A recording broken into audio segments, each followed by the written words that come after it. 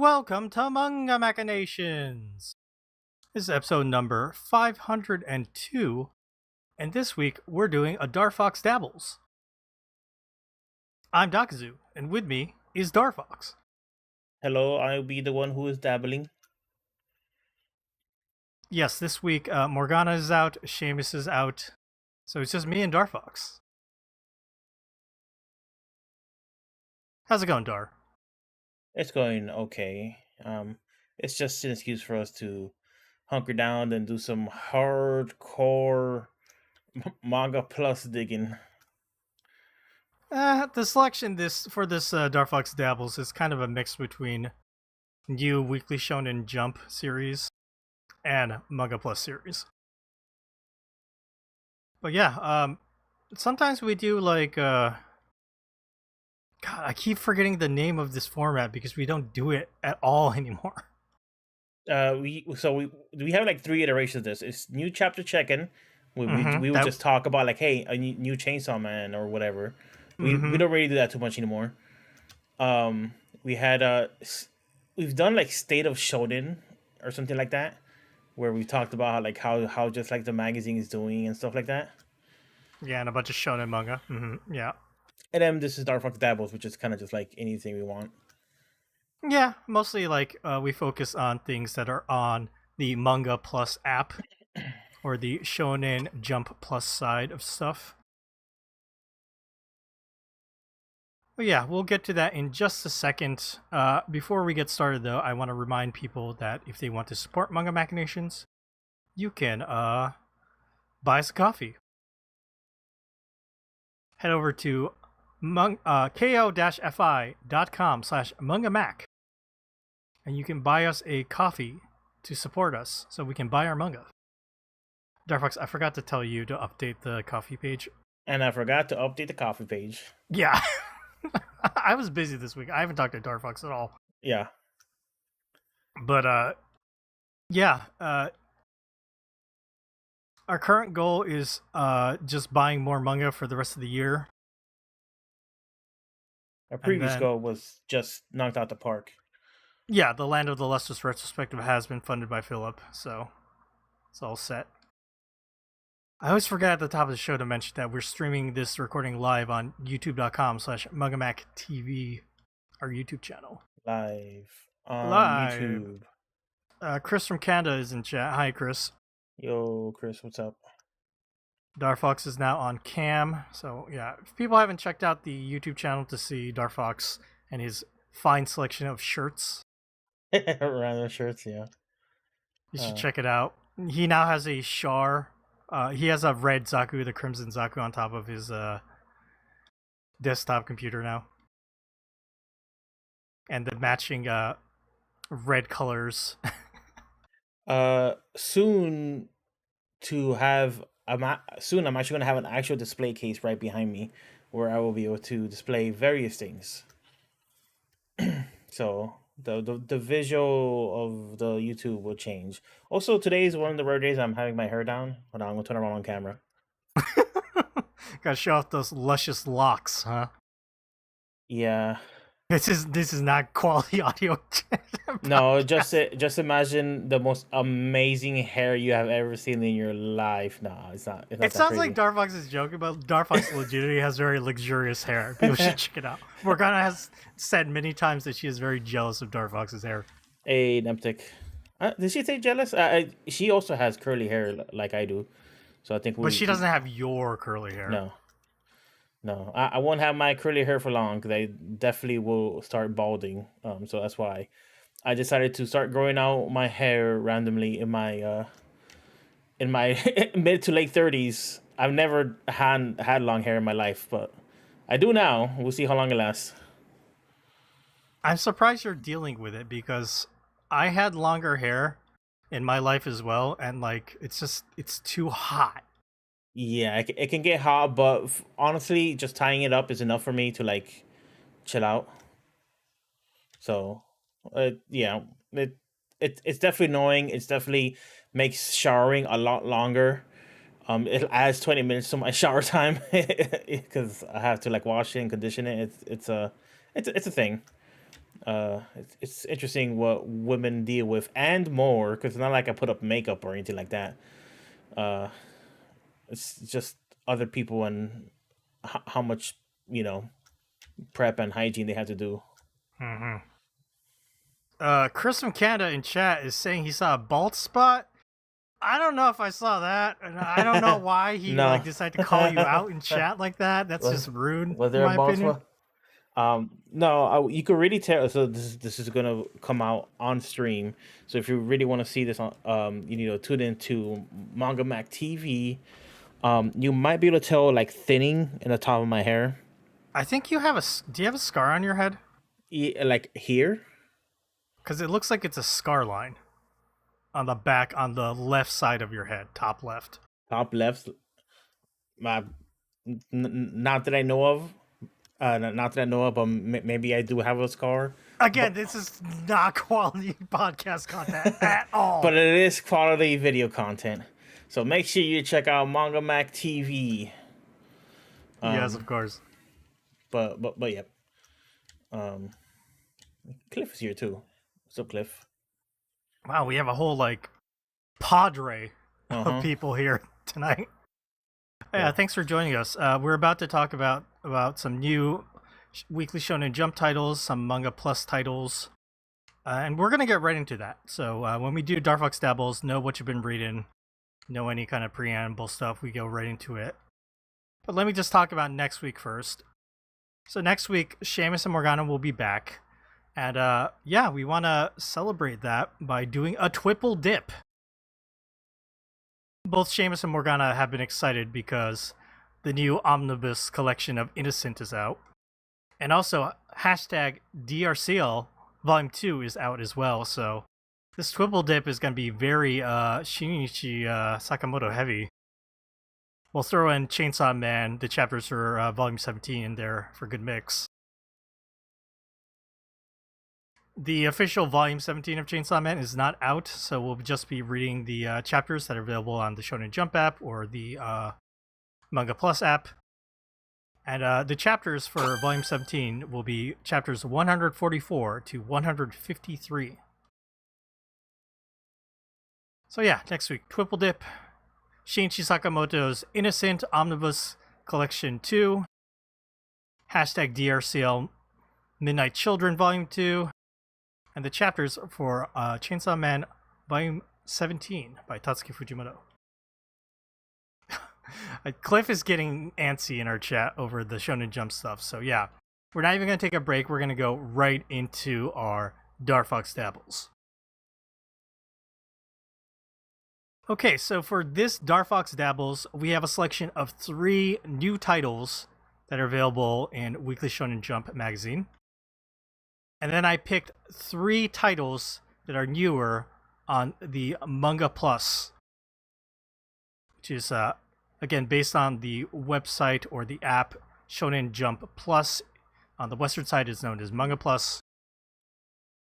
And so we have Psych House, Astro Royale, and Dear Anemone from Weekly Shonen Jump. And then we have Ghost Fixers, Navigatoria, and Gift of Poison from Manga Plus. Dark Fox, remember the first time we did a Dark Fox Dabbles and I gave you 10 or I give you a lot to read. Yeah, it was a bait. And then I was like, I want you to tell me if you think these are ongoing cancel or about to be canceled. Yeah. I do remember that, yeah. I have a quiz for these 6 titles. Okay. It's a much simpler one. One of these is my favorite. So after we talk through them all, I would like you to make that guess on which one you think is my favorite. Okay. As we start, Dark Fox, let's choose. Do you want to talk about the Manga Plus stuff first or the Weekly Shonen Jump stuff first? Let's do the Weekly Shonen Jump stuff. Okay, so let's pick Psych House, Astro Royale, or Dear Anemone. Which one shall we talk about first? Psych House. Okay, so we have Psych House. This is the newest series in Weekly Shonen Jump. It's done by Omusuke Kobayashi. And literally, it started like 4 weeks ago. So there's only 3 whole chapters out. Um, Let me just read the summary here. That's on Manga Plus. Psych House, a special home set up for those with supernatural powers. One day, Nemuru, a boy with a psyche that allows him to change size, invites Kotone, a girl with a teleportation psyche, to live at Psych House. The mysterious but normal days of those with psychic powers now begins. Darfox, last week when we did our episode, you could have talked about this because you read like the 3 available chapters of this or something. Right. Why? Why did you suddenly read this? Well, I sometimes try and catch new series before they get out of hand to see if I, want to read them. Sometimes when a series gets north of 20 chapters, it's kind of daunting to jump on. Right, I understand, but like, I don't think there was any buzz about this. Who told you about this? You just saw this randomly? No, yeah, I mean, I saw it when I load up the Shonen Jump website. I look at it every week to see the new chapters. So I saw it pop up. It's simple as that. And they have like a new series tag on new series, so like it stands out. So, and I'll say like the just like the upfront art design is pretty appealing to me. I think like just the basics of it look pretty pleasing to the eyes. I will say, because we're in the thick of it now. There's not that much going on in this book. And there's also like a fair amount of it's not that much, but it still stands out. There is an amount of fan service in the book. Yep. That I feel didn't really fit with kind of like just it. It seems really wholesome when you first get into it, and it is wholesome. And then in the second chapter, the girl Kotone is like, there's a fucking shower scene, and I'm just like, this seems forced. Yeah, and she's drawn like very chesty, which is obviously fine. That doesn't have to be like super sexualized, but it does stand out that she has a big chest, and then it becomes difficult to ignore the sexuality of it when they have her like completely naked, only like suds covering her nipples, kind of stuff. Which is whatever. I'm not going to clutch my pearls about it, but it's the book is just very kid friendly overall. At least so far, it's only 3 chapters. Maybe in the 4th chapter, someone's going to get their like leg ripped off by like Sykes or whatever, because this is kind of like an X-Men type book where a bunch of characters have different powers, and they're all called Sykes. But so far, it has kind of like a mundane slice of life kind of tone to it. I don't doubt there will be peril and action later on, but I don't think this is going to be a straight up action book. I think it's just going to be a nice characters hangout book. I like the art style, and I like the way how some of the props are drawn and stuff like that. But besides that, I don't know what else to say about it.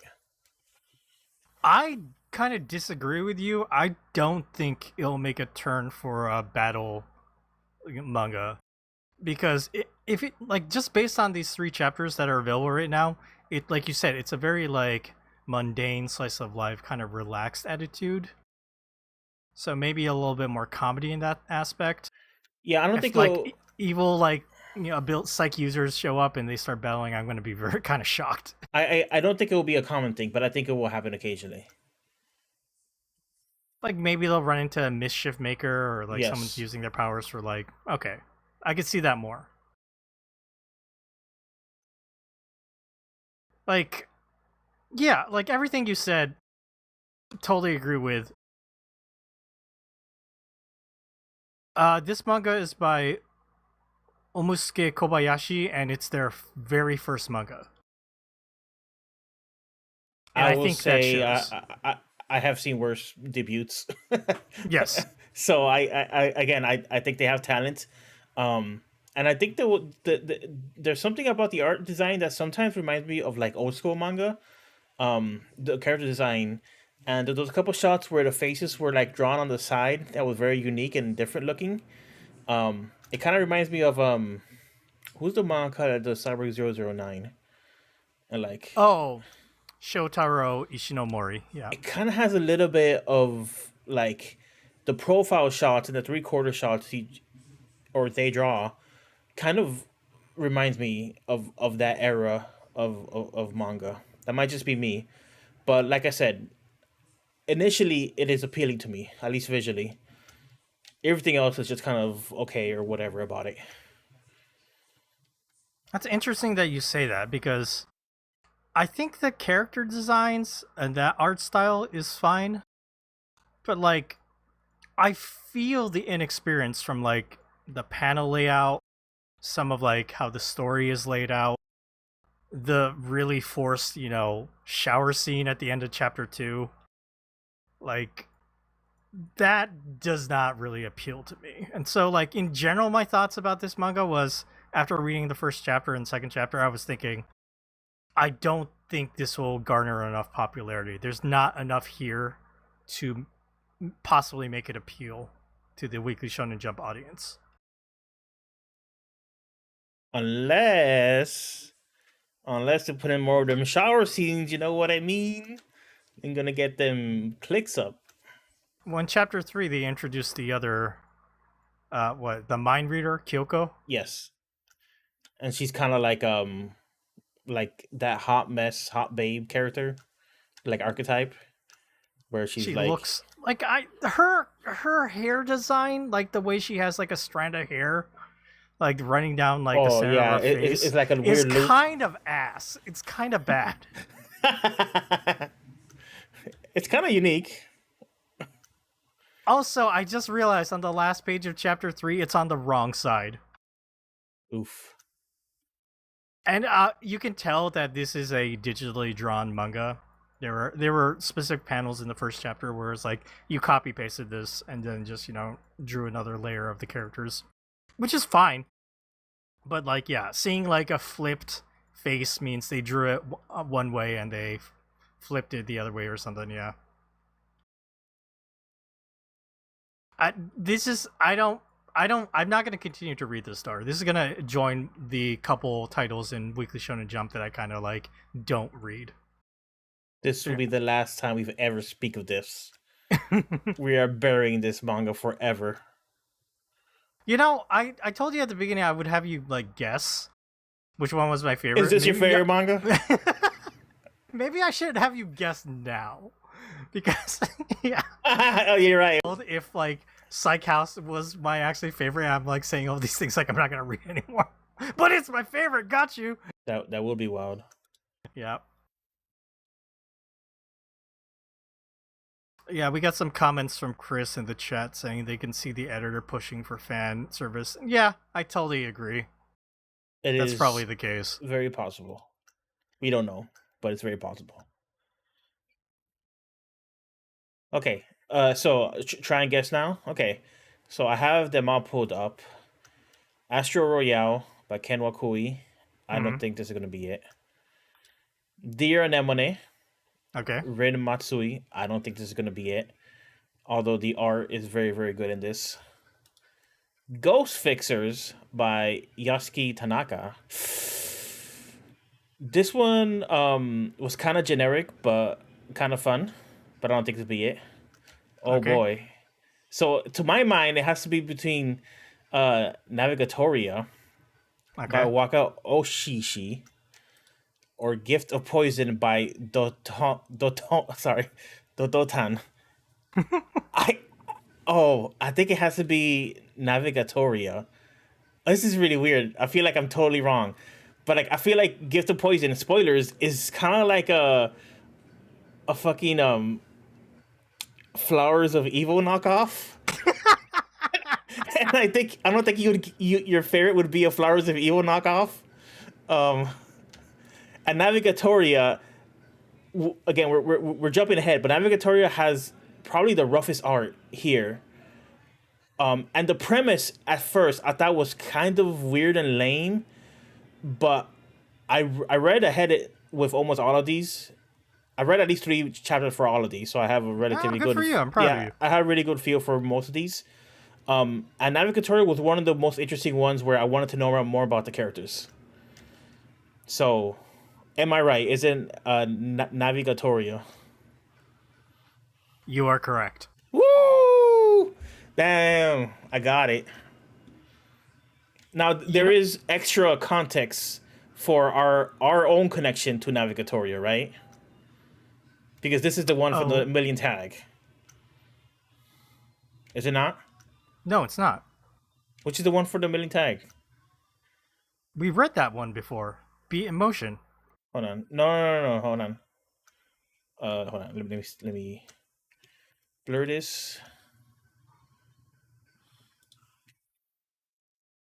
Wait, From Million Tag, a promising newcomer impresses first ever series. That's what the splash page says on this. So I assumed it was just somebody else from Million Tag. I don't remember the name Waka Oshishi, but I assume they were just one of the runner-ups from Million Tag.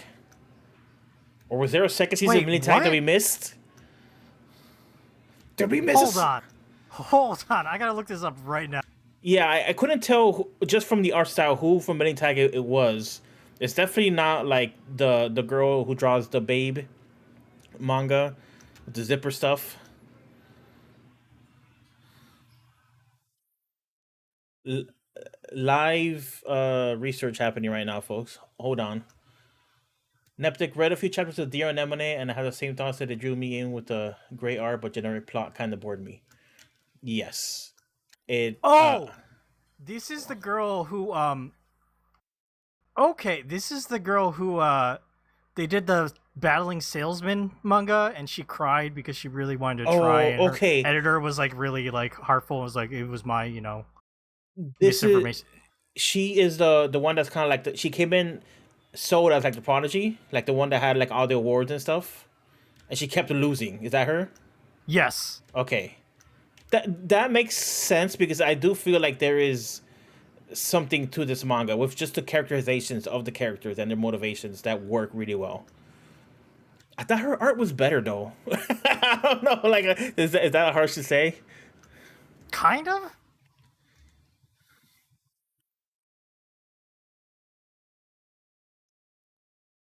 I She, forgot what I forgot if she placed second or I just remember that she lost every single challenge, and it was kind of heartbreaking. yes, yes. That's cool though that she got a series here. She got second place. Okay, Yeah. which makes sense. Yes. I didn't realize that was her. I totally missed that tagline. That's funny. Wow, it all comes together. All right. Unfortunately, we have jumped around Yeah, on yeah. like what we were doing. Let's just reset back to the Shonen Jump stuff. We'll Okay, get to okay. these. Yeah, and you're done talking about Psych House, right? Yeah, Psych House more like Psych no more. I don't know. Well, you said you're going to keep reading it, right? I'll probably try out at least the next couple chapters. I don't know. Maybe I'll keep my eye on it. We'll see. Okay. Going back to the Weekly Shonen Jump series, which one shall we talk about next? I already had them put up in the order, so I guess we could just do Astro Royale. Okay. So Astro Royale is a manga by Ken Wakui, who I've talked about on this podcast a lot because I read his like seinen like crime drama Shinjuku Swan. And then I think we talked about his Desert Eagle a little bit, which is his first take on doing shonen manga with delinquents and a guy who like had a punch as strong as a like revolver. And then he of course went on and did Tokyo Revengers, mega fucking hit, super popular anime. I think they did a live action movie as well. Seamus really disliked that. But yeah, he did Tokyo Revengers for Kodansha, and now he is doing a battle manga in Weekly Shonen called Astro Royale. This new series from Ken Wakui, the creator of Shinjuku Swan and Tokyo Revengers, as the battle to decide the next leader of the Yotsurugi gang that runs Asakusa is heating up. A meteorite suddenly strikes. I'm reading this wrong. A meteorite strike suddenly awakens superpowers in the people of Japan. How will Hibaru Yotsurugi, the son of the previous gang leader, come out of this?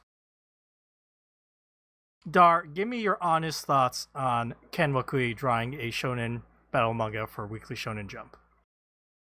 Um, just my honest thoughts is pretty uninteresting. Um, it has good qualities in it. It looks good, and it has a straightforward premise of a bunch of people getting powers. It has yakuza bent to it, which they love to do. Yakuza and or like delinquents and or Criminals, yeah. criminals, yeah. Mm-hmm. So it just I guess because it's kind of predictable in that sense. It's not that interesting. Um, but I think they got some of the fundamentals down as far as just having a main character that's like appealing and um a very straightforward power set that's easy to understand. Um, good art. Do you know what the problem with this, Star? What's that? It's a combination of, like you said, this man is coming off of a huge success, right? So obviously expectations are very high. I think in a normal circumstance, this Astro Royale would have been fine. But as like the sequel series, like after Tokyo Revengers, like you said, kind of disappointing.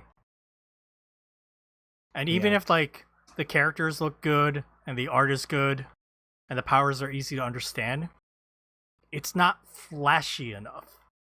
You know what I mean? Like the action is solid, but it's not spectacular. It's like if a chef brought you like an awesome dish, like a really really good complex dish, and then afterwards he brought you all like a hamburger. It was just like a straightforward hamburger. You're like, okay, this is there's nothing wrong with this, but like, you know, it's hamburger being a very familiar food and a food you have very often, and maybe they could have done something better or interesting. You have that hamburger and you're like, I think McDonald's is better. Dogs and I are famous McDonald's lovers. We're lovers of the double cheeseburger. Yes, double The cheeseburger love all the way. the perfect like bread to cheese and meat ratio. It's just Mm-hmm. and condiments. It just gets you all like the sensory burger feelings you want in a pretty cheap sandwich. Yep. But I do like a homemade burger, Mm-hmm. tall burger. That's also very satisfying. Sometimes I haven't had that in a A while. fancy burger, yeah, sure. But yeah, it's I'm kind of interested to see how this will do.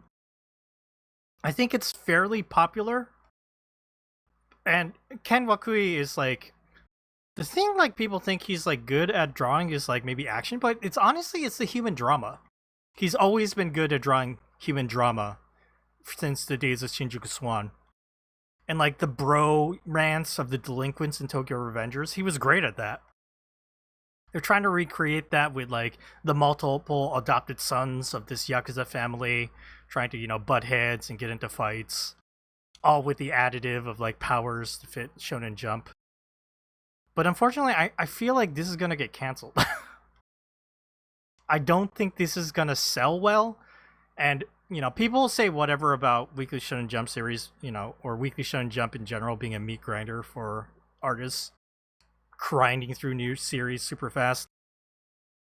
It's very true, but it's a method that works for them to find, a series that is popular. And once you have something that is popular and sells enough, then that's what you latch onto, and then you just cut out the rest. So I don't see this selling super well, Dar.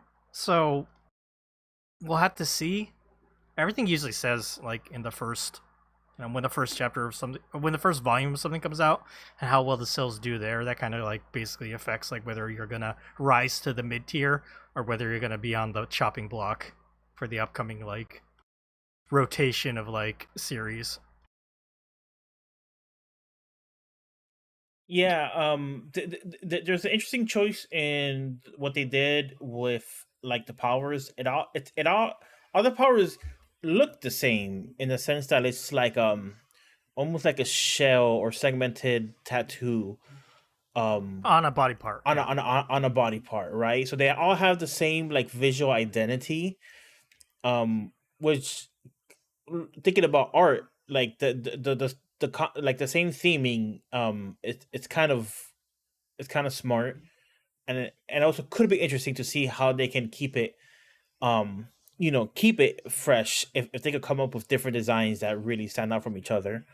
But at the same time, it also feels like they're limiting themselves because like you think about like Naruto or like Hunter x Hunter, and like everybody in Hunter x Hunter looks so fucking wildly different. They look like they're from different mangas. It's so crazy, and that's one of like the hallmarks of shonen battle manga is like these characters can be so wildly different and wacky looking, and here they all have like just a consistent kind of design of these black tattoos over their body parts that somehow represent their power. So I'm wondering if he's further kneecapping the potential success the series might have by having that conceit um of like the black tattoos, um Yeah, where possibly.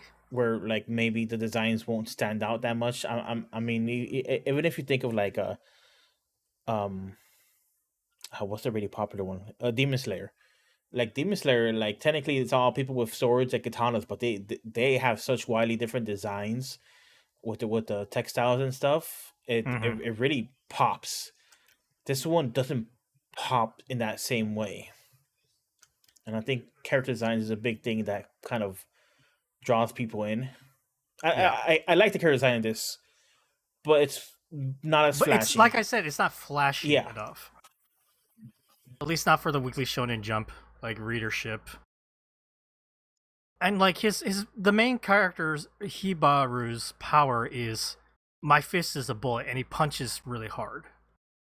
which didn't Like you say with another manga he did that as well? yeah, Desert Eagle. So he's just recycling that idea That's here a little funny. bit. He really likes that idea. I mean, that's fine, but like he should have put like an evil tinge to it. Like it was that like it wasn't just these powers of a meteorite. The powers come with like a personality, and the personality like that the main character has, who's very justful, is counterposed with like an evil demon. Because fucking Shonen Jump people love that shit. Yeah, Naruto yeah, they eat that shit and the up. fucking evil fox, Asta and his like devil, anti magic powers. It's all about like someone using bad powers to be good. That like they love that shit. They do it all the time. And I don't know. I like Ken Wakuya's manga. This one is fine, and that's probably the most damning thing I can say about it. That it's just fine and not like interesting enough to read. Yeah. This is one that I'm still looking at chapters of, as opposed to Psych House. So that's good. But Dar, yeah, tell me, would you keep reading Astro Royale? Um. No. No. Okay. Just because the there's a handful from this group that I would keep reading, and I guess I would put this in the bottom of the pack, not because of lack of quality, but just because it's such a known quantity. Mm-hmm. All right, shall we move on to the last Weekly Shonen Jump new series? Der Anemone. Dear Anemone. I don't know if I'm saying that right. Anemone? Anemone? I think it's Anemone. Or when I don't know. I don't know flowers, everybody. I'm sorry. This manga is done by Rin Matsui. It started a couple months ago. They're up to chapter 14, 15 now. And this made a big splash when it debuted. Let's see. Let me read the synopsis. When Gaku lands, on the Galapagos Islands, a paradise is the last thing he'll be expecting. With creatures undergoing horrific evolutions, only one rule still stands: the survival of the fittest. Ooh, this has a teen plus rating on it. Probably due to like how violent it is. Yes.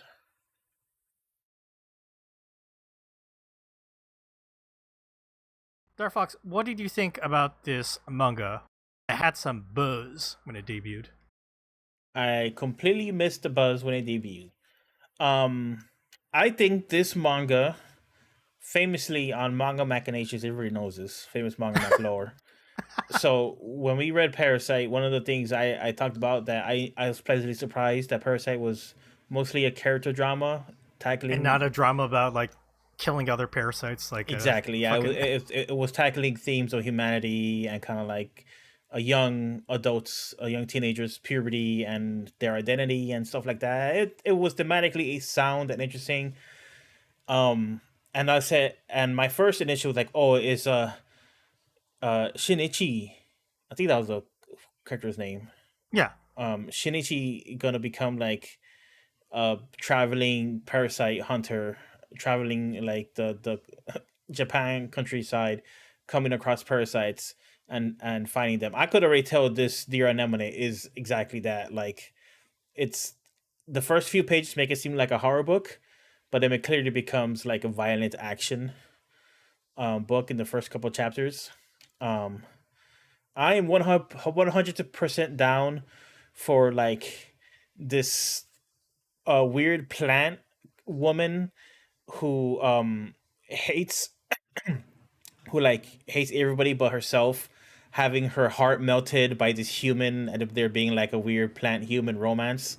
I'm 100% down for any kind of story like that. I think that sounds like a lot of fun. I don't know if this is where it's going, but it's already going into that area where they're influencing each other, which Parasite was all about that, where, you know, where did the person and the human end and begin, blah blah. So this could be good in spite of its kind of like derivative Parasite nature, and the art is very very good. And it kind of scratches that itch where like the Annihilation movie scratched, where it was like these quote unquote abominations, these things that aren't supposed to exist, these hyper mutations, um, kind of existential dread of what our creation is and what are we going to become and stuff like that. That stuff is a fun theme. Um, so I guess I'm like wait and see kind of thing on this one because the art's really really strong, but it just seems kind of like a lesser Parasite for now. That's funny. Neptic in chat says that Rin Matsui was a former assistant of oh, I'm having a brain fart. My Hero Academia's I gotta look this up. Sorry. Kohei Horikoshi. Yes, thank you. God. Yeah, you know, Dar, I'm gonna talk about this for a little bit, and I just realized I forgot to send you something that you 100% should have read this week. Oh yeah. I'm gonna send this over to Dar, and Dar, just flip through that first chapter of this series. Maybe put yourself on cam for a second. Take down the whatever you need. I'm blurred. Yeah, so I feel like Dar actually is selling this manga a little higher than it should be with Dear Anemone, because I know our friend Whimsy Dearest was really excited for this manga, but as Chris in our chat has pointed out, this like it's like we've seen this before. It kind of sounds like, you know, people going to an island and there's plant monsters there and weird human experiments. It's literally the plot of like Hell's Paradise Gyokuraku. Except the setting is different, right? Jigoku no takes place in the age of samurai ninjas, and this one is modern setting when people have guns and stuff like that. But there's also another manga series that takes place in like a post-apocalyptic setting with like plant-based monsters called Wild Strawberry, which is over on Manga Plus side. So it's kind of interesting to see like so many like of these new manga like using this idea of like plant-based monsters. The thing about Dear Noni is that, like Darfox said, Rin Matsui's artwork is amazing. It's so impressive and detailed that I was really convinced, that this was not going to last. I read that first chapter, I was like, how the fuck is this person going to be able to keep up this art quality in this fucking manga on a weekly based series? And you can look at the new chapters, and they've done some like changes where there's some chapters that are like, you know, some pages have a lot more panels, and the panels are just text bubbles with no art. And I think that's what they're doing. But there's still a lot of impressive art that's happening. Maybe not as big of the quality as we had in the first chapter. And my kind of feeling about Dear Anemone is the art itself is the only thing that is really driving this series. I think people want to read this because they're like, damn, this art is good. I want to keep seeing this art. And the actual like story of this, this main character Gaku, he's on this island. He goes on this expedition to get this research data, and there's a cash reward. So there's a lot of young people doing this. People immediately get killed. Some people end up coming back, and it's clear that they were beheaded, but they're back again. And it's just like, I don't feel any attachment to that. Like, Gaku is there for a personal reason. His friend was sent to this island, and he's trying to like see like what happened to his friend. Is his friend still alive? Is he dead? He wants to save him if he's alive. And they keep like spoon feeding these little hints. Like, that's a big mystery, right? Gaku's looking for his friend. But I don't know, like, some of the other characters that they've established, what they're doing, like how the plot goes on, and like they fight against different like monsters and have to like defeat them. The designs are great. Like, there was a mole-based monster early on that was really creepy. That stuff is all good, but like the art. You know how like we always talk about that weird star scale that you have? Like, it's like a pentagram, and then there's like 5 yes. stats. Yeah. Like the art stat on that is like fucking off the chart. But everything else is kind of like in the middle. Like, nothing else is quite up to the standard of how like good the art is. So this is something I'm still reading. But again, I don't know if like it's gonna be able to keep up or maybe pick up or get better. I guess the good thing about it is like, if the art quality stays high, that's something that's like, people do improve their art with time. But I don't know. I prefer stuff that has a little bit more like story interest to drive me, as opposed to things that are just like, just based on art. I do like good art. And so like this, I don't dislike this manga. But I also wonder if like Rin Matsui is going to keep up the art, and then also how well is this doing? It seems like it's teetering between being on the chopping block and rising up to mid card. It's kind of hard to say.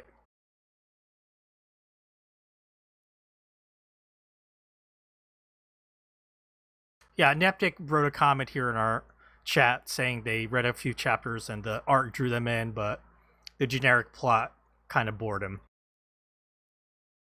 I'm kind of there too. What about the monster girlfriend? Is it a girl? I feel like it's androgynous. It might be a Johnson. I don't know. It's a plant. Yeah, it's a plant. And it's definitely got that, kind of antagonized, like villain. Like the plant part just wants to fucking kill shit and escape. And meanwhile, Gaku is, goody two shoes, so like, it goes at odds with what they're doing. Feels very like Shinichi and Migi at the beginning, like you're saying with the Parasite comparison. Mm-hmm. So, yeah, I don't know. I don't think anything's bad. It's, again, I hate being harsh, but it's, we see so many of these manga come through, like, in front of our eyes, especially on the Shueisha side with shonen manga. It's the meat grinder. They put in a bunch of shit. If it doesn't work, it gets spit out, and they move on to the next. And I can see this one having the potential of rising to mid-card much better than the other two Weekly Shonen Jump ones that we read. But even then, I'm a little skeptic, That's basically my thoughts on Dear Anemone.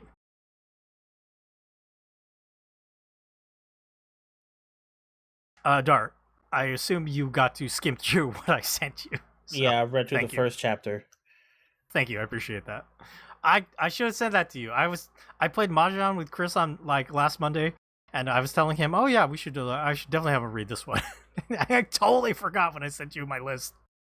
So I apologize. There's actually 7 titles that we're looking at.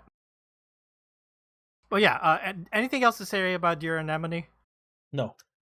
Okay, let us move on to the Jump Plus side. Now there are 4 titles. Darfox, which one of these 4 would you like to talk about first? I guess I just skimmed through it. Ankoku Delta. Okay, yes. So Ankoku Delta is a manga that started fairly recently and weekly on Jump Plus. God, there's so many names. Shonen Jump Plus, aka Manga Plus. It's a manga by Alpa. Let me just read the summary here. In the otherworldly city of Delta, its grotesque residents sustain themselves by consuming human energy. This gritty, action-packed tale marks the first full series from the up-and-coming talent who captivated audience with the one-shots Death Salmon Hunter and Composter Funeral. I don't think I've read either of these. Yeah, that doesn't sound familiar. It's just Monsters Inc. That's what you need to know. It's Monsters Inc. with like a weird babe. That's weird. Yeah, Dar, you had to fucking read this real fast. So I will say I thought of 2 things as I started reading this on Cook Delta. The art style at the beginning when you see like fucking father beating his son and choking him out, I was like, this looks like Tatsuki Fujimoto Chainsaw Man art a little bit. Yes, it looks more like Fire Punch specifically. Yes. And then you see demons in their dimension. They see like an energy version of what's happening. And the main demon chick, she stabs a guy with a pump. Have you seen that pump before? Yes. Yeah. Okay. It's meant to easily make a siphon. Yes. Instead of sucking it manually, you can pump it, and that creates the suction, and then you can crimp it easily, and it has a siphon. Yeah. The other thing I thought, Darfox, is this is Dorohedoro vibes. Yes. For me, it was Dorohedoro mixed with Monsters Inc. You said Monsters Inc. and I was like, oh, that's so smart. Yeah, it's like instead of stealing scares, they're stealing energy, and they got the doorways to go through too. Monsters Inc. totally works. Yeah, but it also has an element of like human world tourism, where like the main girl has like a kind of grotesque bodysuit, like human bodysuit that she gets into, and she can walk around our world because I guess they're invisible to us normally. Yes. Okay.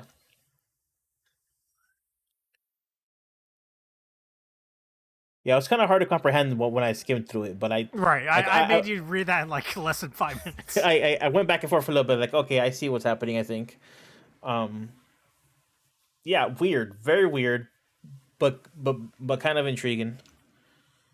I kind of don't like it because I feel like it's taking the Dorohedoro like kind of like dual world nature, mixing elements of like Monsters Inc. and like with the art style of Chainsaw Man.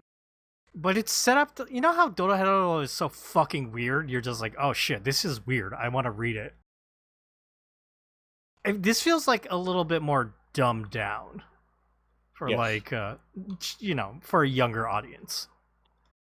I think it's because the human world in Dodahedro is alien even to us because it's so grimy and gritty, and they have zombie days where they fight zombies. Whereas the Mm-hmm. human world is just our world. Yeah. There's like a weird, like a little bit of like a story, like cliffhanger, where at the end of this first chapter, you see like two guys in shadow, and they're like, oh, it's a gate from the Delta. We're going to destroy Delta. And it's like, okay, so like we have our goofy demon people who are going to get into hijinks and shenanigans with the humans, and probably like there's going to be a lot of human casualties because that's like the basic attitude they have. And maybe they'll keep peppering in this like other faction that is wants to destroy Delta, and that's basically what like Anku Delta has been. So again, I don't think it's bad, but because you and I, we have read all of Dorohedoro, and we are like All of it. believers. We are what's the term when you're followers, Disciples of the must. disciples. That's the word. Disciples Disciples of of the Q grime. Hayashida. Yes, yes.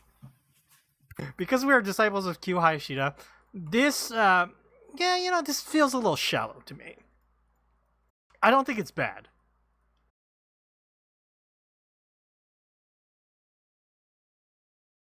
Okay, and yeah, I'm sorry like I made you do it on podcast live. That's fine. I'm not getting graded for this Yeah, yeah. unless. Yeah, Yes. no, nothing. All right.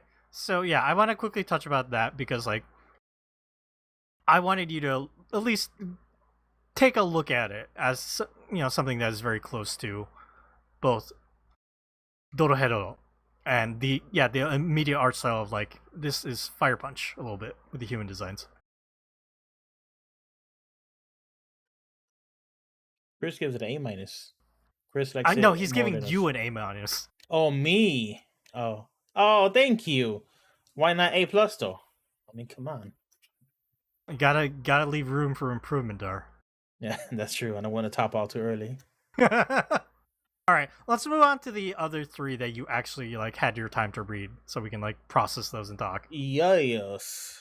All right, which one do you want to talk about first? I'm just still going in the order that I think the order you sent it to me in the order I read him, which is Ghost Fixers. All right, Ghost Fixers is pretty new. It is a manga by Yasuki Tanaka. They're known for their manga Summertime Rendering, which also had an anime. People like it. Yeah, people like I that didn't one. read that manga. I know nothing about it. But Ghost Fixers, let me read the synopsis here. Following a certain event, Mikurigaoka, okay, new town transformed into a crucible of supernatural phenomenon known as ghosts. In said town lives Hifumi, a middle school boy, and one day encounters a girl who just moved in. Help, quote, correct the supernatural in this action-packed tale from Yasuki Tanaka, creator of Summertime Rendering. Dar, what did you think about Ghost Fixers? I keep making comparisons, and this one is like a shonen battle version of Control, the Remedy game. Yes, that is immediately what I thought of when I fucking read the first chapter. I was like, these are just OOPs. Yeah, objects of power. Yeah, Objects of power from fucking Control or yep. from Alan Wake 2. And And the first was it the first thing? Yeah, the first thing that happened out of the elevator. They're basically like a liminal space, so it's yes, it's basically just like borrowing a lot of that SCP kind of, cryptid, weird supernatural stuff, which is fun. I love that stuff. That stuff's a lot of fun. But it was just kind of like, okay, I see what they're doing. Yeah, the National Institute for Specialized Speculative Research Correction Bureau. Correction, yeah, It's fucking Control. yeah, This person played Control, and Alan Wake 2 was like, I can use this for a manga idea. yeah, and you can. Um, did you talk about this one before? Because the sword that can cut anything was very familiar to me. Did you mention this one before? I might have. I don't know if I mentioned it on the podcast. Okay, because as I was reading, I was like racking my brain. Is like I've heard about this sword, or like the idea that the sword is like a toy sword that has like a Sharpie marker onto it. It says this sword will cut anything, and it can cut anything. That's its power. It has limitations. Everything has limitations. Um, and I was like, this sounds so familiar. But maybe there's just something else similar in the internet that has a similar idea that they're kind of borrowing from, and that's why it sounds familiar to me. I think you're just getting flashbacks of fucking. What's the manga we dunked on so hard? Seamus famously said like has like no fucking value. Wait, which one? I don't even remember. The Was one it? about that was fucking Stalker. Oh fuck. Now roadside picnic. Other side picnic. Other Side Picnic Yeah. manga, yeah. Oh boy. No, this is way better than that. I agree. This is way better than that. Yeah. At least, though, this is heavily inspired by like the concepts of like objects of power in the Remedy verse. As far as like making a manga and an entertaining like thing out of it, this is doing a much better job. Yes, I think that there's something about not just like the character design and art, but there is a style to this manga. This manga does have a style, and it kind of I don't think pop art is the right word for it. But it's just this combination of like urban art and like like multimedia. Um, it stands out as a little more interesting, in my opinion. The character design is very cartoony. Like the character's eyes are fucking huge. It might Yeah. be like 90s shoujo manga, you know. And then plus like they keep referencing like a YouTube video that the main character is Wh- watching. Which It's like, talking faces. at first I kind of hated that. I was like, this is really lazy exposition, but they've kind of brought it back, so it's going to be a recurring motif, I think. So Mhm. I didn't mind it too much. But yeah, like it's just such Control. As soon as I read it, I was like, I gotta get Dar to read this and see if he gets the fucking Control like influence, because it's so obvious. What is it? The suitcase, the briefcase that like the girl carries that spits out different like objects Yeah, based on like the lock number. yeah, which is funny because she has to memorize it all.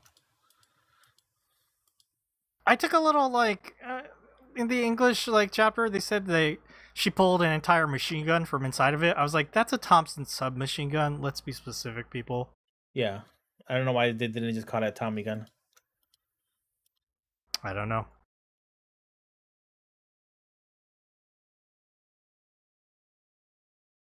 But yeah, I've been kind of keeping up with this. Initially, I was like a little like just laughing at the idea of it being like fucking Control. But the quality is good and it's like fairly entertaining. So And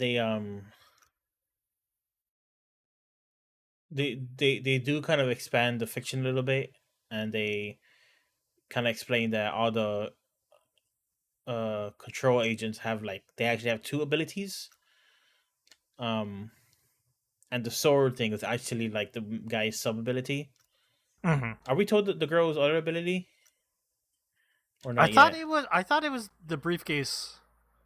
Oh no, but it's just that the briefcase shoots out the gun. So Yeah. maybe we don't know the other sub ability either. Maybe the gun is considered because the gun has infinite ammo. So Is a maybe sub? Yeah. so maybe the It gun could is be. considered her other ability, her other thing. But yeah, the gun resets whatever content inside of it after 4 seconds, so it could just shoot forever. Um, which is fun. Like that's exactly the kind of minutia that you see in Control or the SCP stuff. Just like these weird, goofy urban legends made into like fiction. It's Yep. it's it's fun. And they're known as fixers, not agents. But Gotta make yeah, it different. yeah, and ghost is like a weird misnomer. It's just what they call these supernatural entities and objects. Everything's Yes. called a ghost. So that's a miss. This isn't like if you're a big fan of ghost fiction, you might not get your jollies off of this one. It's not really Hmm. ghosts. It's not like dead humans or anything like that. Oh wait, like the guy's. I'm looking at the third chapter. The guy's primary is iron body. Yeah, Can strengthen the body dramatically, increasing both offensive and defensive capabilities. I forgot. yeah. So Oh, he's basically strong and fast when he wants to be. yeah. You know, Dart, talking to you makes me like look on this a little bit more in a positive light. Honestly, like the fact that it like copies the Remedy verse so much, I was kind of like, this is a little lower. Personally, I don't think Well, it's bad, but well, the thing is that the Remedyverse kind of copied like the SCP stuff which existed on the internet, and they copied it well. Like they made it like its own fiction, and they made it like the way the way Control works is that they could almost make any kind of fiction part of its universe. all right, Like they could ghost almost stories and stuff like that. Yeah, yeah. UFOs. So like even though this feels a lot like Control, especially because there's an emphasis on objects of power and also there's a bureau of control. Mm-hmm. Yep. um, it's I think it's not fair to completely call it a ripoff because like the whole concept of urban legends becoming real and being like a um what's the word like categorized or cataloged Yeah, catalog. the that idea isn't unique to like Control. It's existed before. um you could even argue like like Area 51 lore is about that Area 51 is supposed to have like all these crazy artifacts and alien stuff. It's like the same idea. So Right. I definitely feel this has heavy Control vibes, but I wouldn't call it just a ripoff. It just has similar um inspirations, I guess, with maybe a little bit of the Control inspiration. I mean, did you look at the extra chapter? No, no. After chapter 3, there's an extra chapter. What was on there?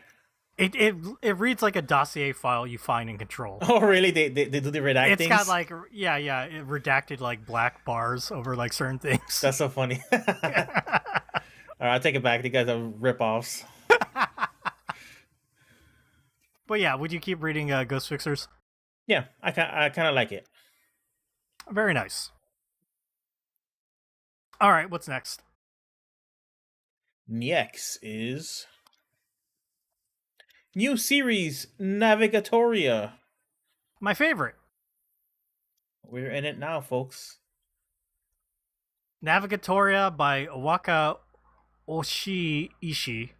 Now that we know they are one of the participants of Million Tag, that makes a lot more sense. But yeah, let me read the summary. Enter a world where the first space war has ended and Earth has claimed its first extraterrestrial colony. Manabu Hou, a boy born into a totalitarian state, finds his only joy in watching forbidden movies with his childhood friend Hina-chan. However, one day upon returning home, he finds a group of government officials waiting for him. Watch as this thrilling sci-fi school drama unfolds on a distant planet. Yeah, the initial premise is a lot.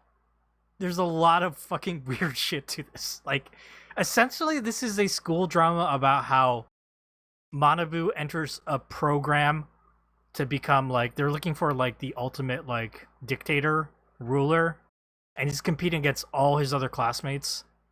to become like the best. Isn't this a little bit similar to Ender's Game?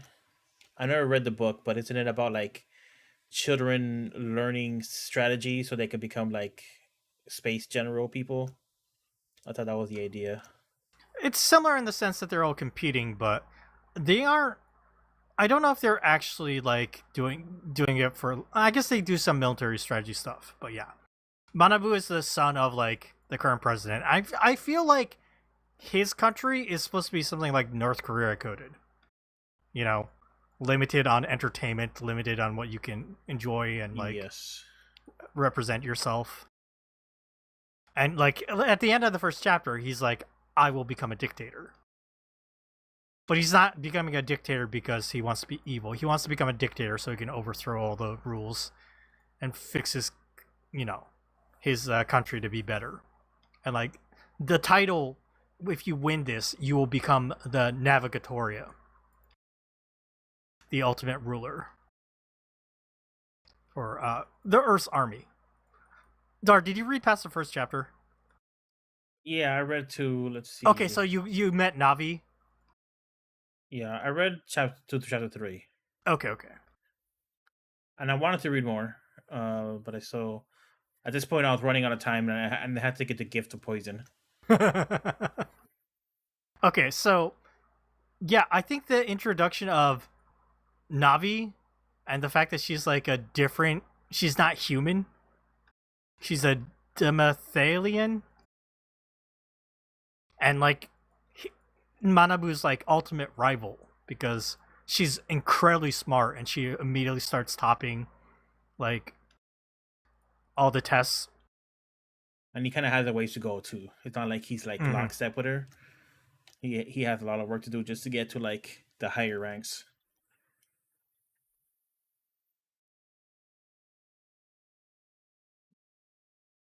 It's pretty interesting how immediately she's considered like too much of a threat and like what they tried to cast the ballot to like get her expelled, but Manabu like stands up for her even though she's a rival. There's a lot of introductions. I think you mentioned earlier that there's a lot of new characters, and like you have some people who are like dictators. You meet like Manabu befriends this other guy who has like shark teeth, and he's kind of like a slimy guy. You can tell. He tried to get her expelled, but for competition's sake mostly. In chapter 3, you meet like, well, Manabu gets sent to D class, which is like the lowest class. He has to kind of rise up the ranks, and he wants to be the class representative, the class leader. But then like Rikotan from the Donmus Empire, which is like a hyper military, like really aggressive guy, like he's the representative from there, and he wants to be the class rep, and he immediately slams Manabu's face into like a desk. But Manabu beats him. He beats him with fucking scores and tests, and like now this guy's pissed. So yeah, it's such a weird sci-fi setting for this school like competitive environment, but I like it, and I like these like characters. Some of them are a little bit more rote, like this hyper militaristic dude being mad, but I like Manabu. He reminds me of the guy from what we never learn. Your favorite fucking Yeah. manga. Yeah, I forget his name. Yeah, it was a little weird reading this manga at first because I wasn't liking the art. It seemed really rough around the edges. But there was something to it. Like it didn't just seem like bad art. So I kept reading, and I also wasn't liking kind of like the characterization of the world and the dictatorship that they live under, because like he's a homeless man just get like shot in the head in the middle of the street, and I feel like it's just like really gratuitous and Kind of a crude way to establish that this is a fucked up place. yeah, yeah, it's almost like grimdark, right? But then like getting into like his whole deal with his childhood friend, and stuff like that, which is like, oh, I thought it was genuinely sweet, like the relationship they had. Um, and then like like his motivations and his ideas are pretty straightforward and like relatable. Hmm. So you know, you instantly kind of are on his side, right? Yeah. His main motivation is to become like the Navigatoria guy, so then he can like marry his childhood friend, because on his Hmm. society there's only arranged marriages, like love and that kind of stuff isn't allowed. Um, Intentions are noble. He's also an underdog in this situation because immediately you're introduced to Navi, and she's like the top choice, right? She's like the most. But they don't have a rivalry. He's actually befriends her and is nice to her, and he's like, I want to compete, and I want to beat you, but I think that might be the secret sauce, right? Because like when they first introduce her, they talk about like, well, what would you do if you win? He's like, I want to open a bread factory, and it just seems like a cute but very like simple objective compared to his, where he wants to like marry his childhood friend and maybe change his society or whatever. mm-hmm. Um, and then we learned that she has like deeper, more like serious, and probably even like more noble objectives than he has. Um, but he has like this internal monologue where he's like, I'm wishing her the best. Does that make me a fool? Does that make me like a bad person? Am I betraying like my childhood friend by like not being as cutthroat as I can be? But I think that's kind of the secret sauce to like the Yeah, character. he's not like a fucking Kira. I mean, Yes, Light Yagami from like Death Note. a book like this could very much go in that route and just be all about manipulation and like that kind of aggressive thought thinking. Yeah, it's like the setup is good. The setup is good. Maybe like the the story and like the world building is a little forced or a little different, but that adds to the appeal to me. So like out of like all the stuff that we read for this week, Dar, this one is my favorite. This one is I look forward to new chapters of this. Is there anything else to say about this? I feel like we've said, I think we've given a good enough explanation about everything. I think so. Why I like this. Neptic just skimmed through the first chapter. Ooh, live manga reading. Just like you had to do. Art is simple at times, but so unique compared to others, in my opinion. Yeah. Yeah, it works. It works, and the characters work. So this is a strong work. And I'm happy that now that we know this is Waka Oshiishi, who was like the runner up at on Million Tag. Yeah, bro. If y'all listening to this podcast didn't watch Million Tag, it was like a reality show where up and coming manga were paired up with like experienced editors at Shonen Jump. Um, and they had challenges like, well, write like a manuscript or like a rough draft of a chapter and stuff like that. And one of the contestants was like this really talented girl that won many awards for her art and her manga before even joining the show. So she was kind of like the shoe in, right? She was the one you kind of expected to do really well. Mm-hmm. And she lost all the freaking She challenges, did. and it was She kept fucking up. it was so heartbreaking because like you could tell that she had like high expectations for herself, and you could tell that she was trying really really hard. She wanted to like succeed in what people expected of her, and it just like kept like it did not work out. And the manga she was doing seemed like really interesting, but it felt like there was a couple personalities on that show that kind of ran away with it. Yeah. Mr. Negative, and then like the other woman who was drawing like the sexy Really. manga. Yeah. She was a standout. She was a surprise standout and kind of ate this person's lunch. There's a scene where Waka Ishii is crying with like her team up editor about like I want to be better. Yeah, she literally like I want to be good. And like, girl, you are good. It's just This is a weird reality show where like Yeah. the competition is contrived. But yeah, it's cool to see her working and putting out like having a serialized thing on Manga Plus. Yeah, and I like it. Good for you. Would you say this is like main magazine worthy, or would it not succeed on main magazine? It's hard because I think the premise is too weird. Too weird. Yeah. It's too subtle.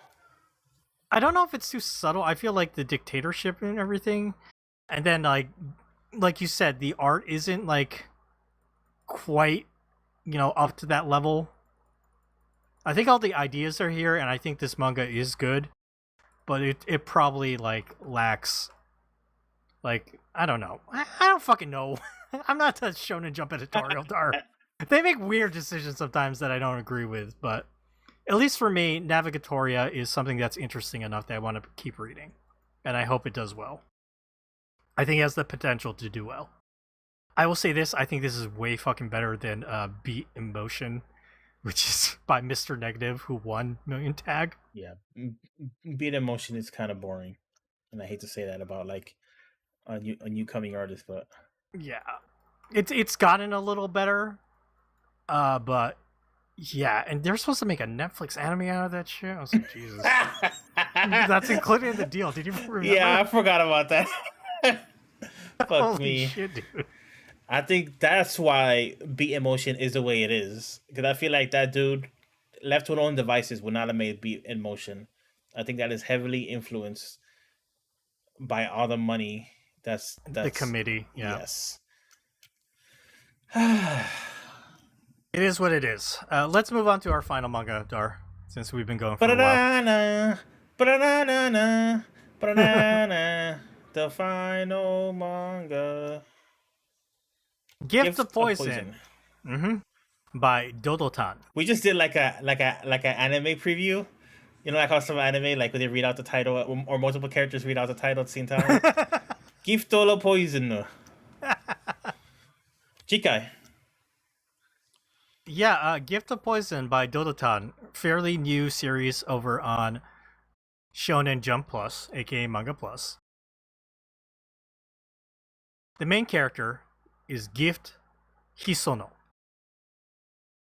Gift Hisono is a gifted painter cursed with financial woes. On the brink of finishing his latest work, his trusty palette knife suddenly snaps. In a desperate attempt to afford a replacement, he steals paint from his close friend and fellow art club member, Taima. This act of theft, witnessed by another club member, Kadumi, marks the beginning of his poisonous downfall. Dar, like you said earlier, this is it gives Shuzo Oshimi vibes. Yes. Which is why I wanted you to read it. Because I read that first chapter, and according to the summary, that's what happens. Gift, like, he's very talented, he's secure in his abilities, but like he talks about like paint's fucking expensive, and I keep running out, and then like I beg my mom for more, and she keeps bitching about how expensive it is, which is understandable. He's in high school and he's trying to commit and he's trying to complete his work so he can win an award, and his fucking knife breaks, and then he's almost like in a trance as he like just kind of walks over to his friend's work area. His friend has gone to the bathroom. He just walks over, starts taking his paint so he can keep finishing his thing, and then when he looks over, his other club member Kadumi is holding a cell phone and be like, what the fuck are you doing? And thus begins like blackmail and fucking like extortion and all sorts of shit. And like I read that, and Dar, my immediate thought was just fucking apologize immediately. Yes. Like this is not that big of a deal. But immediately like Kadumi gets fucking Gift to like steal paint from like from a store as well, like holding him like hostage to this information. So I was actually okay with all of that so far. I was mostly entertained. I was like, okay, I kind of want to see where this is going. When I kind of checked out was at a certain pretty early on, his classmates follow him and they realize that something's going on, and she's kind of like pressuring him, and he does like a half confession where he lies in the confession.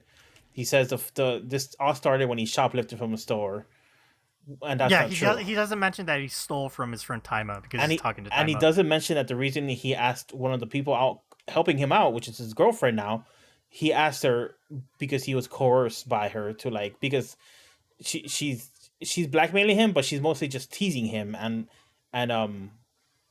Fucking with him. yeah, pressuring him to do stuff, daring him to do stuff, saying, "Well, you better do this." And she said one of the things she says like, "Ask her out in class." So that's what he did. He asked her out in the middle of the class, but like he was crushing on this girl, and she's obviously liked him as well. So it was just like ended up being like a very cute thing for her. And everybody was like, "Whoa, wow, he did it in the middle of class." So like it was kind of like a popular move. It was a bold thing to do, right? Um, so that's embarrassing if you have to tell like the well, I do like you, but I only asked you out because she told me to ask you out. But he didn't confess to it. He told a lie in the confession. At that point, I kind of lost any kind of sympathy I had for the guy. Um, because like you said, the whole concept is already very strained in that Yes. he could have just confessed immediately. It's like, okay, well, now he has a good chance to confess because his friends come to him and say, "Whoa, something's going on. Tell us, like, you're not all right." And then he fucking lies again. So whatever. Is this a story about him being a dirtbag? Who cares? I Like, mean, it's a gift of poison, so like it's a downfall of him like fucking up continuously, I guess. yeah, which is I kind of feel like he should have done more bad things before this moment. It's not even that bad. That's the thing, right? Yeah, It's like like he should have what like okay he was in bed to this manga's credit, he was in bed and he was like, how do I get out of this? Should I kill her? He contemplated killing her for like a second. um so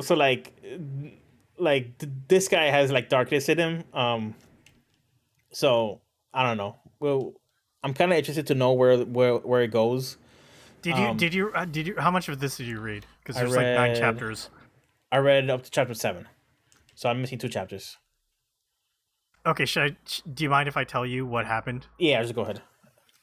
So the girlfriend confronts the other girl about it. Well, first of all, like in chapter 8, he takes the paint back and returns it to the store and apologizes, and the owner forgives him. Oh, what a nice guy. Yeah, what a nice guy. And then the girlfriend confronts the girl, and the girl, what's her fucking name again? Kadomi. The Kadomi is just like, oh, so he didn't tell you the other part. And then she just fucking sends like the video out of him, doing the confession out to public. And so like now everybody knows. And called in by his teachers after school for counseling. And then he starts lying some more.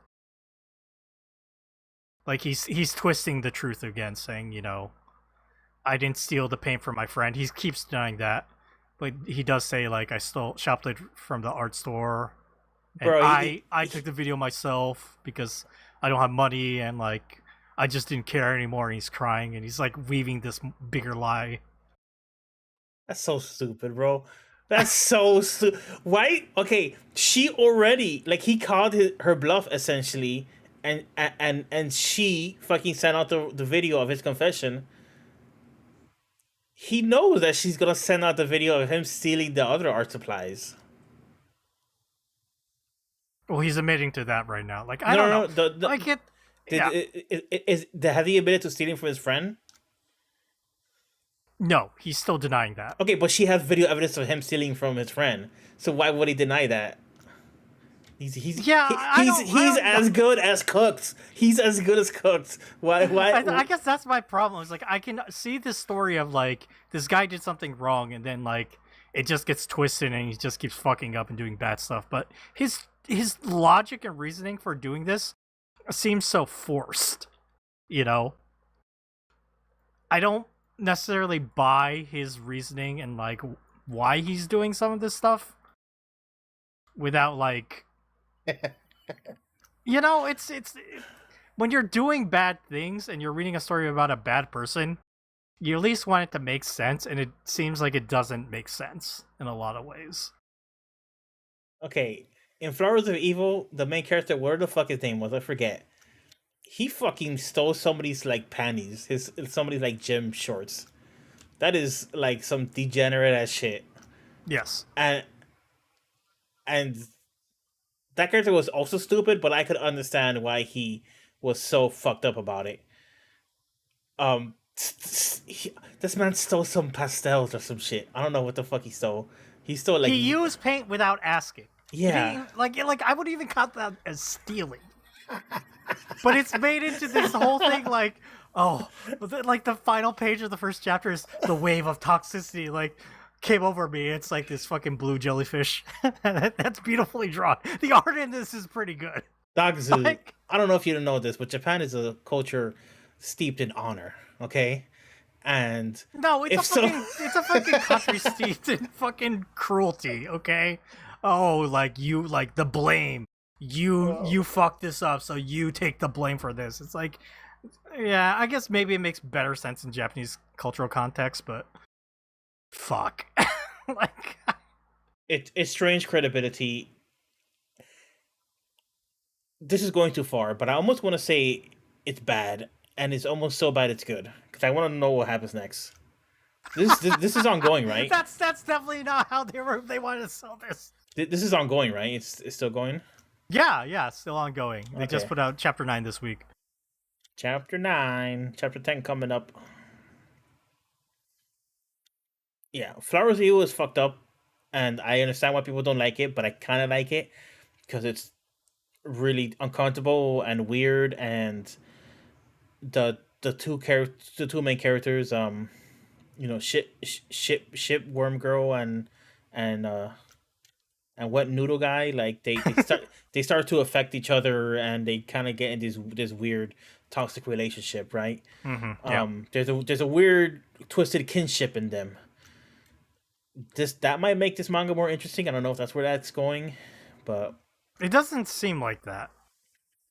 It just seems like this is a story of the downfall of Gift. He made one bad decision, and now it's gonna lead him to fucking go down a spiral of bad choices and keep fucking up and keep lying when he should have just, said, I don't know what I was doing, and just come clean to Taima immediately instead of like being accused by this girl is saying Gift like, a I'm gonna ruin Japanese your name? life. Gift is such a weird name. It is a weird name. I'm pretty sure it's chosen specifically so it can be like the gift of poison.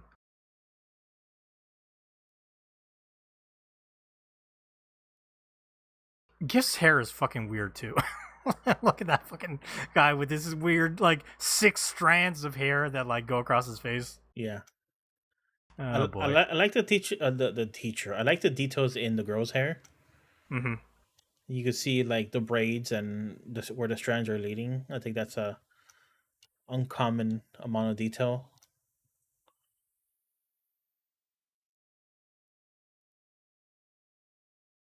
Yep. I don't know. It's funny how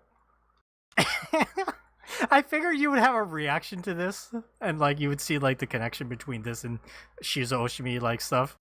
But it's just really funny how you say it's like so bad that it's actually kind of good. Yeah, kind of. Oh man, This man borrowed some paint, and his whole fucking life is unraveling, bro.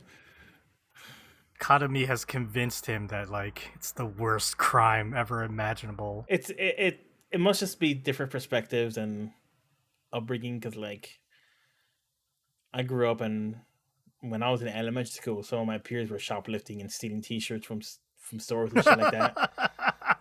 And I'm not saying that's the normal, but I'm just saying that like there are bad things you can do with them. There are worse things you can do with them. There are like truly bad.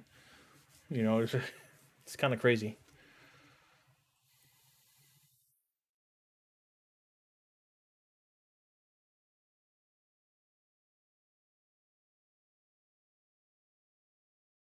Yeah, it's I don't know. I like that first chapter where like his palette knife snaps and then he starts thinking about like I'll just take the pain and then he's like, wait, what am I doing? But then he still does it anyway, and it feels like it's an out of body experience. The setup works fine, and the scene with the mom and all that stuff works really fine until like that knife breaks, and you're like, oh shit, now he's totally fucked financially because like he's on such a tight budget.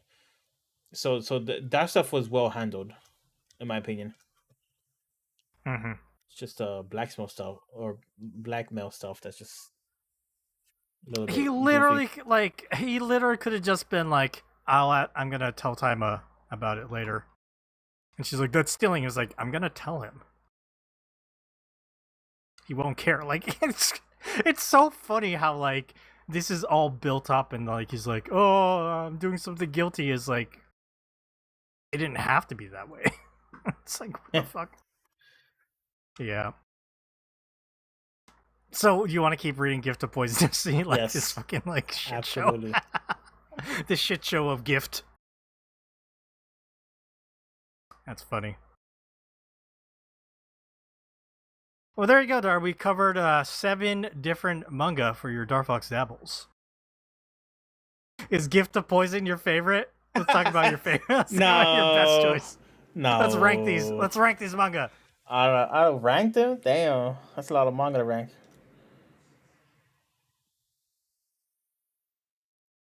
I don't Well, know. let's start quick. Like you said, Astro Royale is probably at the bottom.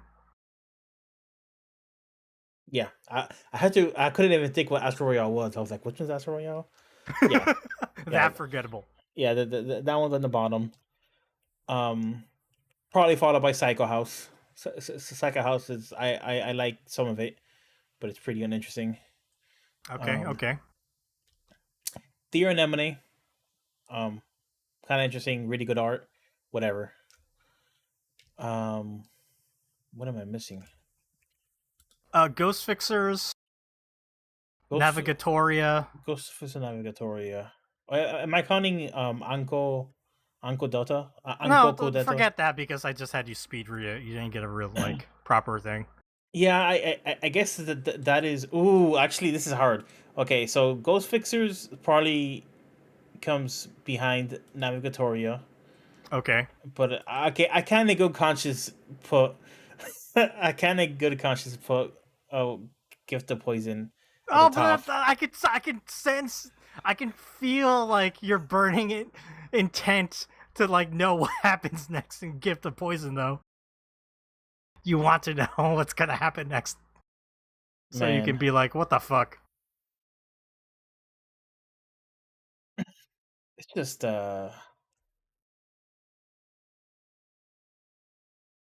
you know when you're like into something enough that you even like the knockoffs of it. It's kind of it's kind of like that. Learn something about yourself today, Darfox. Yeah.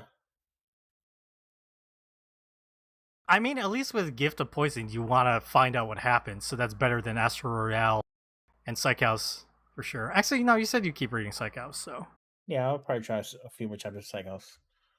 At least. it sounds like Navigatoria is at your top. Yeah, I think so. Nice, followed by Ghost Fixers. Hmm. Or followed by Get the Poison, then Ghost Pictures. pushing out like the Remedy verse, huh? That's funny. Yeah. I didn't think it would be so high. I am not surprised by your reaction, I guess. Though I did say I was surprised. I guess it makes sense your reaction to Gift of Poison based on what it was. But yeah. Okay. There you go. We have our ranking at the top. Navigatoria, Gift of Poison, then Ghost Fixers, Deer Anemone, Psych House, and Astro Royale at the bottom. Sometimes stupid manga could be high quality. Or a high quality manga Or could be stupid. entertaining. Entertaining. Yeah. Definitely the entertainment factor pushes Gift of Poison up to the top. But yeah, there we go. That's those were your Dark Fox Dabbles titles, Dark Fox. How'd you feel about this selection this time? It was fun. There's a lot of very different manga. I think the funny thing is at the beginning I was gonna say I think I only like one of these, and the other ones are kind of like I don't care too much about it, but I like had you read them anyway. No, I like them more than that. I think. That's good. That's good. And yeah, talking with you, I think I like some of these a little bit more than I thought. So I Yeah.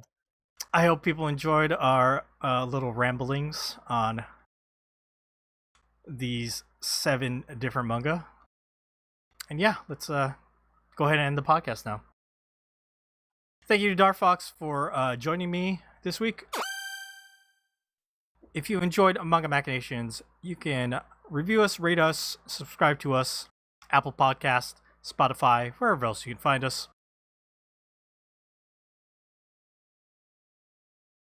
Make sure you subscribe to our YouTube channel where we do our live recordings, youtube.com/MangaMacTV. Don't forget to check out our other YouTube channel, Manga Back Watches, where we're watching different anime and doing commentary tracks. Our website is mangamachinations.com. Our Tumblr is mangamachinations.tumblr.com.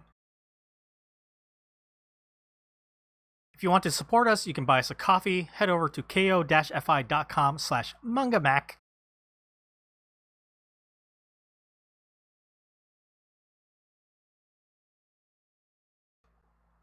Make sure to join our Discord server, discord.me/mangamac. We're still playing Mahjong every Monday on our Discord, so if you want to join, come over and say hi.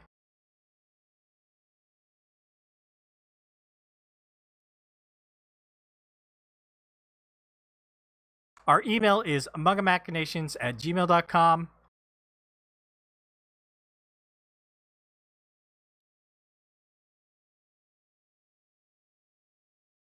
If you want to follow us on social media, follow us at Manga Mac Podcast. That's Manga MAC Podcast.